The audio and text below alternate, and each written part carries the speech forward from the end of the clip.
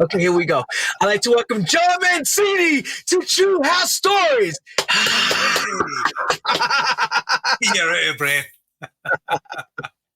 There he is. There he is, everyone. Welcome, Jon Mancini, our Scottish-Italian friend. Welcome to True House Stories. And I'm so glad you've made it. And thank you for inviting me to such a prestigious show. You are amongst some great I've people. seen your guest lists. It's pretty phenomenal. So I was quite surprised when you got in touch with me, to be fair. But it's great to be in such prestigious company. That's where we have to tell the stories. Look, you know what? I've decided that there isn't really these stories recorded anywhere. And I'm proud to say we're the first to actually organize it and do it properly, where we tell the story each time and people learn from it. Now, question is, do they really learn from it, or they are just watching it to grab pieces and parts? But it's there for people to see for generations to come. And your story is like a puzzle to others. Each piece in the story brings it all together because we're all 5 degrees apart, basically. We've all worked together along this long journey of house music, as you know. I mean, I was blessed to work with you at Colors a long time ago.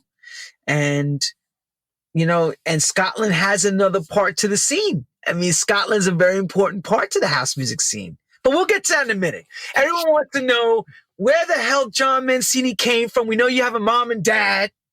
And we know also that music finds you when you're a young kid. So I'm going to quiet myself and mute myself out, and I'm going to let you tell that story. So, Jon, you can have it from there, brother. Tell us how it all began. Ta-da! I'm Scottish born and bred. I have Italian roots. My grandparents were Italian. They come from a small village called Piscinisco in Lazio in southern Italy.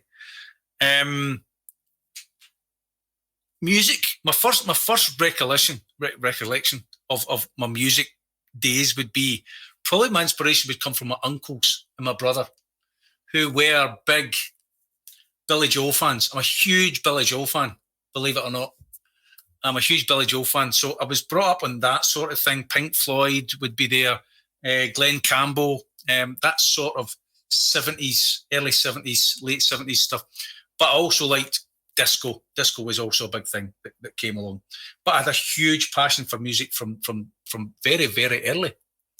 Going through school, I would be into such things as, believe it or not, I was a big rock fan. Would be Meatloaf, Iron Maiden, AC/DC. I went through that stage as well. I think when you're at school, you do go through different phases because different types of music come along that become very popular at certain times. But I count myself very lucky at the same time to be born in different youth cultures. Like I was there when the hip hop scene sort of started, and I really liked the hip hop elements, Grandmaster Flash, all that sort of stuff. And it would be the skateboarding scene as well. And I was big on BMX. That youth culture for me was my teen years. Much as a group. So there you go. Can I ask you, which BMX bike did you own? Well, big ones was the Harrow. Everybody liked the Harrow. That's right. Bob Harrow was the god. And then you had Eddie Fiola and all those sort of things. We were huge BMX fans. We didn't have much money, but we were into BMX. And BMX could be quite expensive at the same time.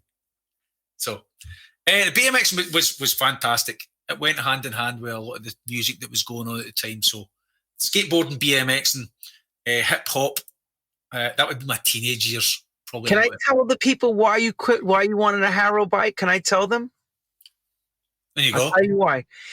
There was 3 bikes at that time. There was the Mongoose, there was a Harrow bike, and I think Redline, if I remember correctly. Diamondback was quite big. Diamondback, 4 or 5 bikes. Harrow, you could take one finger and lift the bike, if I remember correctly. My friend used to do that. He used to lift the bikes up. And it was so light because you guys were doing tricks with the front thing. and the pegs, they wanted a very light bike. So the Harrow had that aerodynamic aluminum frame. That's why. Sorry. Bob Harrow was probably the first superstar BMXer for me that I knew of. And he had the bike that had the Skyway wheels. And it just was so iconic to my generation. The Skyway wheels and the Harrow bike. And he was the guy that done the stunts in the movie E.T. There's a history lesson on BMXing. It was much bigger than that, but that's probably the most commercial part of what BMXing was at that particular time. And I didn't stay too far from a great skate park here, which is in Livingston. Sorry, I forgot to say, I come from Scotland. I live in central Scotland, halfway between Glasgow and Edinburgh. It's a small mining village. It's effing cold. It rains a lot. It can be very depressing. But at the same time, Scotland can be the most beautiful country in the world by a mile when it is sunny. It's just not that often very sunny. But if you've been to Scotland, you'll know how beautiful it is and you'll know how iconic it is. So back to music. I started collecting vinyl probably just early 80s. And I would get a set of decks, which would be the Mobile Disco Citronics. And I started trying to be a particular DJ. I was never very comfortable being that front man. I didn't really talk on the mic much. It wasn't really my thing. But I just loved collecting music and I loved playing music and I loved making people dance. But when I started collecting vinyl, I was always the one who asked for everything had to be a 12-inch. That sounds a bit rude. But anyway, everything had to be 12 inches. If it was like, Lionel Richie, hello, have you got a 12-inch? Have you got a remix? Because the 12 inches always came with sometimes an extended version, but sometimes on the other side, you get some remix of one of the other tracks that he'd done. I just collected 12-inch records. That was my thing. And my music collection grew and grew and grew. I currently sit, at the moment, with about 30,000 pieces of vinyl. That's what I have. That's what I've got at the moment. I've got them, most of them in another house that I have. But my collection and my vinyl junkie years and my addiction to vinyl grew and grew and grew through my teenage years. And that would eventually lead, when leaving school and becoming involved in the acid house scene. Ooh, acid house. Okay, so what year now are we talking now at acid house? So if we go through all those teenage years when I was into, my teenage years also consisted of a lot of rock bands that you might know. There was a big Scottish scene with the rock bands like Simple Minds. There would be Deacon Blue. Also, I liked stuff like U2. And that really was a huge thing during my teenage years. A lot of the bands came through and they became massive. I mean, U2 was probably the biggest band in the world at one point, and I was a huge fan of U2. I'm trying to remember the club that U2 owned that I played at up there. They owned the Kitchen, and they owned the Pod in Dublin, I think it was. That's it. The Pod I played. Yes. The Pod. Yeah, they owned that. I don't know if he still owns it. No, I don't think so. No, but I remember that was his club, Bono's club or something. Yeah. They were really quite iconic for me growing up. I was a huge, massive fan. And actually, I know some of the guys who actually play in Simple Minds now. I'm friends with a couple of them. They're in Simple Minds. But that was my teenage years, and just coming out. We were in a growing up in the 80s in the UK was pretty shit because you had the Thatcher years. You had Margaret Thatcher, who was crushing Scottish people. Not the Scottish people, but she didn't like Scottish people. She didn't like the miners. She didn't like working class. I have respect for her as a leader, to be fair, because she didn't take any shit, but she made life pretty unbearable in the UK. But what do you mean? But what do you mean by unbearable? What was some of the things that were going on up there that was part for of instance, the miners' strike? There was a big thing, miners' strike. The miners' strike really affected the whole of the UK. The miners went on strike at that particular time. And I think it was over wages. And Maggie Thatcher went head to head with them and she had the riot police out every morning. They were battling. There was hundreds. There was loads killed. Actually, there was people killed. There was people injured. They would fight with the police. They would do picket lines outside at the pits, and it was a pretty bleak time. I think they went on strike for like 4, 5, 6 months. It was really long, and the communities here would come together, and they would collect food and give it to the miners. They would make collections to give it to the miners. And as I said, I stay in a mining village. I only stay maybe 3 miles away from where the mine was, and it was pretty bleak. Everything was really quite shit in the UK, believe it or not. And then the acid house scene came along and changed everything for the youth culture. Absolutely blew it apart. So that's what. Here's the thing now. Let's say now this, because I remember from history speaking, because I lived it as you did as well. If I remember correctly, the hacienda down south of you was already starting to bring this sound, correct? Yep. So were you catching that from that part, or you guys did something different up there? What was? I think there was the Summer of Love was there in 1988, which came from Ibiza. The hacienda were doing it before then, in some pockets probably around about the UK. Like say, I think there was going in Sheffield. Yogi Houghton was probably doing something in 87, which in Edinburgh. Yogi's a very, very well-known DJ here. Oh, yeah. Classic legend. And there'll be other pockets round about. But there's a story that says that there was 4 guys came from Ibiza, which was Danny Rampling, Nicky Holloway, Paul Oakenfold. Was there 4? I can't remember who the other one was. Oh, it's Pete Tong too as well. That's the 4th one. You know, Pete would be doing other stuff before then as well. They were all doing stuff. But it always comes back to, it's claimed that these 4 started acid house and rave, but I don't believe that for a minute. But they are pioneers in what was going on, and they do have a huge part to play in the history lesson of rave and the acid house movement in the UK. But there was pockets going before then. For me, there was pockets going before then. The Summer of Love came along in 88, and it started to explode. But the real explosion was probably 89, and it only took about 6 months, if that.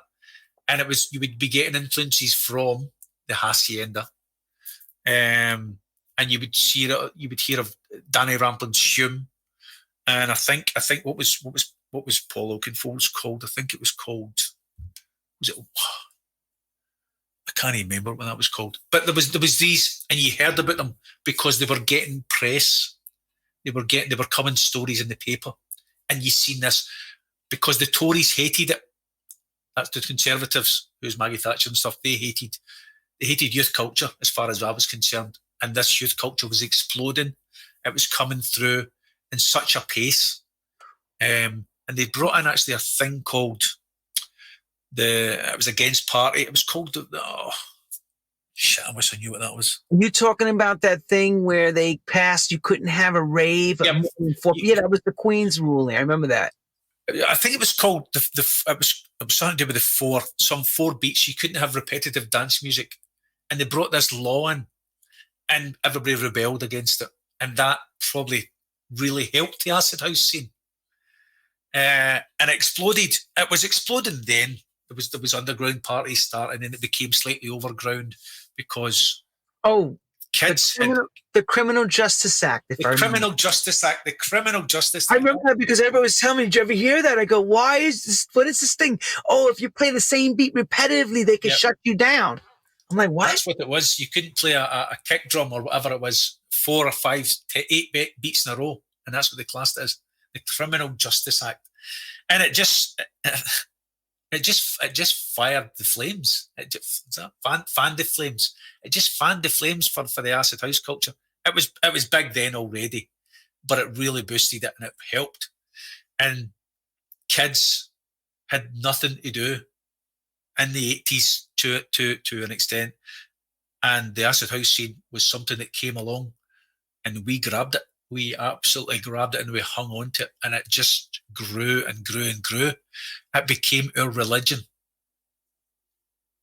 Did you have to do any kind of like, was it like a word of mouth thing that you guys started to do, or was it you had to go out and promote it like the old fashioned way with flyering and that you're putting this, because we're going to talk about your first gigs. My first gigs, my first gig probably, I'd done a local thing, 50 people.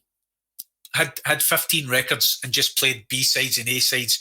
That's a different one, but that's so that photograph there is, and that is there. That's a guy called Callum Mackay, who was my buddy. This place is in a place called Whitburn, which is quite close to me. And the guy never turned up who played chart music, and the guy never turned up. And my late good friend Eddie McMahon called me up and said, the guy's looking for a DJ. Can you come down? So I comes down, and I had all the latest acid house tracks, and I'd collected them then. And this was in early '89. And I just went down and blew the roof off, because the kids actually knew what it was. And the guy behind the bar really freaked him out, because he'd never seen this. He'd never seen this sort of tribal kids just up on top of seats and giving it this, and they knew all the tracks and stuff. And he's going, what the is going on here? And that freaked out. But we started, that would be my sort of home point for my DJing. And we built a following, and we'd start running buses to the certain raves that were going about. And one of them happened to be the very first street rave. And street rave is a big part of me.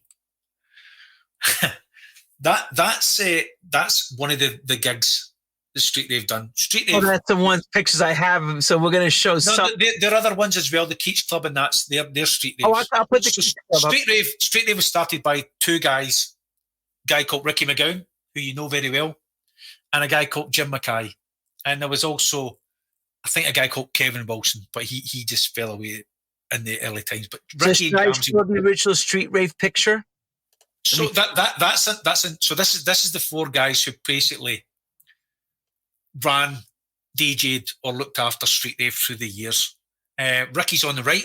That's me there. This was taken maybe 3 or 4 years ago, and that's Boney on the left. Ian Boney Clark was probably, we were the residents from probably near the start. Boney was the original DJ from the very start. I joined a few weeks later, and they were still residents all through the years. And Jamsey, Jim Mackay, is the guy with in the purple. I think it's purple. I'm colourblind, so I think it's purple. And Ricky and Jamsey were the guys who built it, looked after it, nurtured it, and made it what it became. We were just a part of it. That we were involved heavily, but they were the guys who basically created and ran street rave. And street rave grew and grew and grew, and it still goes to this day. And it's 32 years. Hang on, 89. I think this is, I don't know, 33. So is the Ayr Pavilion the first place that you started? The very first pavilion, the very first street rave gig was called West Coast Jam, and it was at the Ayr Pavilion. I think you've got a photograph of that. That is it. Now this place is hugely iconic in Scotland, and probably a lot of parts of the UK as well. And it's right next to a beach, and it's in a place called Ayr. And we used to, believe it or not, we ran days there on a Sunday afternoon. It started at 2:00 on the Sunday afternoon, and it finished at 2 a.m. on the Monday morning. And it sold out nearly every week when it was on, every gig, which is pretty unheard of. And the only real club that I know that done Sundays would be Body and Soul. Is that right? Yeah, like a real Sunday event like that. That's what it done, and it sold constantly.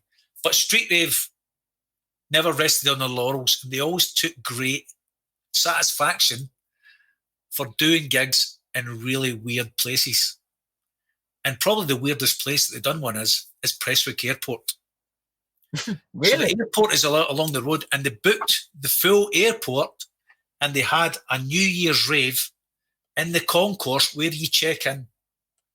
You check in, and there was a big long, and that's where they had the rave. They had 6,000, 7,000, 8,000 kids gone absolutely nuts to rave. They had 2 or 3 rooms, but this was the main thing. Where you check in your bag, we set a stage up, and it was it was really weird because you had all these kids who were raving in one part, and you had Her Majesty's Customs just around the corner. So, was the actual airport still working at that rate? The airport is still working now. The airport is where big American planes would stop now. Like if there was any US Air Force stuff, they would stop at this big airport because it has a big runway. Okay. And that's why they stopped there. And that was my origins of starting with Street Rave. And Street Rave was they were pioneers as far as I was concerned in what they achieved at that particular time. They just grew and grew and grew, but they also done one-off smaller events. They also took over a club, which was called the Kitsch Club, which you have photographs as well. And it was just great days to be a DJ, to be a youth. It was phenomenal times. It was absolutely long hair. By the way, that's a cola, because I'm actually probably the only Scottish guy you'll ever meet who doesn't drink, which is quite unusual. You don't need to drink. You're funny without it. So, laughing at me or laughing with me. That's okay. It's all part of the Scottish way. So it's Street Rave grew and grew for the first few years, and then probably in the mid-90s, whereas we had guys, we were the first guys to bring the likes of David Morales, Frankie Knuckles, Tony Humphries, all these guys. We considered ourselves to be more quality than quantity. We were down the US house route, but we also, in those days, obviously, there wasn't that much selection to choose from. Well, I want to show the selection of how good these guys were. Look at this. Ready? Look who they brought. 1993, Sister Sledge. So I think that was the third time we had Sister Sledge. We also had a diva, and a diva cancelled one time as well, and we got offered Sister Sledge, and that's we brought them, Kathy and all the girls and stuff.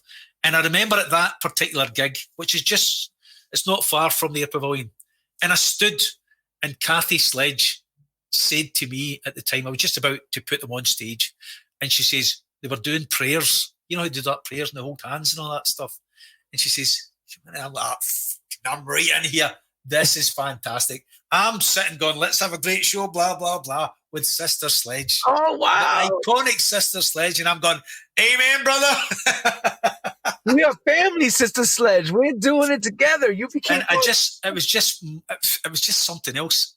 I felt a bit odd when she asked me to come in, and it's like, I'm right in here. And I stood there, and it's one of those, it's a story to tell the grandkids, if that's what you want to say. No, this story will be there for them to see it soon as we put it up. They can watch it later. Ricky and Jamsy were they were always ahead of the game with picking DJs and acts. Their influences came heavily from the Hacienda, because the first guys we actually hit up for the Street Rave event would be Graham Park and Mike Pickering. Look at that, Tony Humphries, Frankie Bones, all the Americans coming over. So Frankie Bones runs a thing called, what's this, as a rave thing that he does? Used to be at that time. What was it called? NASA, was it? No, he does a thing. So the thing is that Frankie has the exact same logo, SR, as Street Rave. Oh, really? I didn't know that. He said that he asked Ricky for permission to use it. What's it called? I don't know what it's called. Frankie did, whatever it is. And it went for years. I think Frankie still does it. I don't even know if he still does it. But it looks the exact same. It's the same font, it's the same logo. And he called it something Rave. I can't remember what it is. But that's the story for Frankie Bones. Ricky and Jamsy always brought American names, European names, from Claudio Coccolutto to Tony Humphries, David Morales, Frankie Knuckles. Frankie Knuckles was my DJ idol. Frankie Knuckles. Who else? As many I felt the same. What a wonderful man. May he rest. I met Frankie on numerous occasions, and I DJed with him a few times.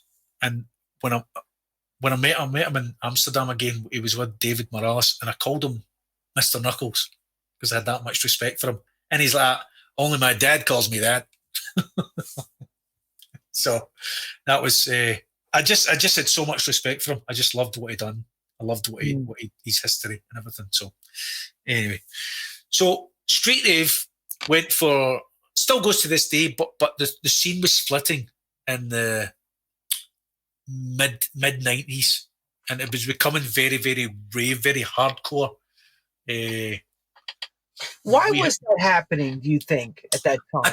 I think it went big, and I think there was a lot of elements came through.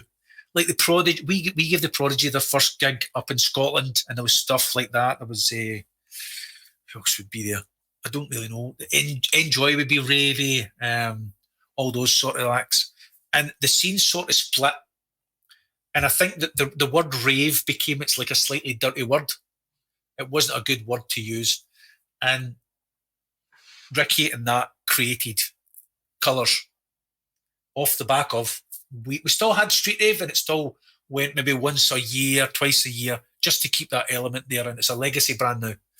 But they wanted to go into the Super Club arena, which was, there you go. That's the very first opening night for Colours. It happened at the Vaults in Edinburgh. And as you can see, it sold out in a flash, and it was Masters at Work. And that was the different route that we had went down. We did have David Morales and that Frankie Knuckles before then, but this was really stepping into something else. We wanted to go bigger. We wanted to be the Super Club. Yeah, that's where it was. You had Cream coming along, you had Gatecrasher coming along in the UK, and you had a lot of other Ministry of Sound, Ministry. Well, Ministry had came along as well. Ministry really probably changed the outlook of everything. Mm-hmm. And Rave was considered a slightly bad name. I don't like that word. When I hear it, I go, oh. I don't like it myself, but that's the early brand is still called Street Rave, and it's still a thing very dear to my heart. So it's still there. It still flies. Still fly. They've got 40,000 fans on their page. Hey, look, it is what it is. It's a brand that people remember with class. I'll still do 3 or 4 events a year, but it's legacy. It's legacy brands, and you will have Graham Park, Todd Terry, that sort of thing. Colours came along in 1995, and I was really happy to be still involved with Street Rave, and I became the Colours resident with me and Boney still. And we were always house. We liked acid house, we liked Italian house, we liked techno, but really we were just house. We were US garage, we were UK house. That's the sound that we always were. And Colours grew and grew and exploded in Scotland. We, over the years, became probably the biggest promoters in Scotland, up by a mile. There's a lot of good promoters and clubs that were coming along. You had like the Slam guys, Stuart and Ord. The Tunnel Club came along, which was a big club in Glasgow. It was a purpose-built super club, which people will know. And then there was the infamous Archies. And the Archies, in my opinion, was the best club in the world. And I've been to a few clubs. I've played in a few clubs for Pasha. There's a flyer there for the Limelight in New York. That was pretty strange. I've been lucky enough to do a load of good clubs around the world. But the Archies coming along, and I was resident there for 20 years. Really fortunate. Was absolute insanity. Yes. Look at everybody. He played Limelight, New York. Yeah. It must have been kind of wild for you coming into a church in New York City. I didn't really know much about Limelight. Please search for part 2 of this podcast on the platform you're watching or listening to. And please do not forget to follow us.